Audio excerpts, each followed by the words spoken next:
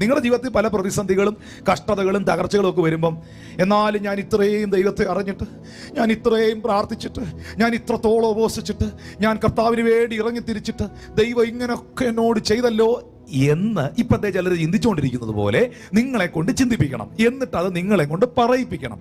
എന്നിട്ട് കുറച്ച് ദിവസം നിങ്ങളെ കൊണ്ട് പ്രാർത്ഥിപ്പിക്കാതിരിക്കണം. എന്നിട്ട് ദൈവത്തെ ഇങ്ങനെ മനസ്സുകൊണ്ട് വെറുത്ത് ദൈവത്തിൽ നിന്ന് ഇങ്ങനെ നിങ്ങൾ അകന്ന് നടക്കണം. ഇത്രേ ഉള്ളൂ പിശാചിന്റെ ടാർഗറ്റ്. അങ്ങനെ അകന്നകന്നകന്ന് അവന്റെ പിടിയിൽ അകപ്പെട്ടിട്ട് ഫൈനലി മരണപ്പെട്ട് നിന്റെ ആത്മാവ് നരകത്തിലെത്തണം. വേറെ ഒരു ടാർഗറ്റും സാത്താനില്ല. വീടിനോടോ വസ്തുവിനോടോ ഓഫീസിനോടോ നിന്റെ വീട്ടിൽ വെച്ചിരിക്കുന്ന ആ ഷോക്കേസിൽ ഇരിക്കുന്ന സാധനത്തോടോ അല്ലെങ്കിൽ നല്ല കഴിക്കുന്ന ആഹാരത്തോടൊന്നും അവന് ഒരു പ്രശ്നമില്ല. എല്ലാം ഉണ്ടാകട്ടെ എന്ന് തന്നെയാണ് അവന്റെ ആഗ്രഹം. എല്ലാം ഉണ്ടാവുമ്പോൾ പ്രാർത്ഥിക്കാതിരിക്കുമല്ലോ. മറ്റൊരു ടാർഗറ്റ് ആവില്ല. പിശാചിന്റെ എല്ലാ കാലത്തെയും ടാർഗറ്റ്, ലക്ഷ്യം എന്ന് പറയുന്നത് ദൈവത്തെ തന്റെ ജനം മറക്കണം.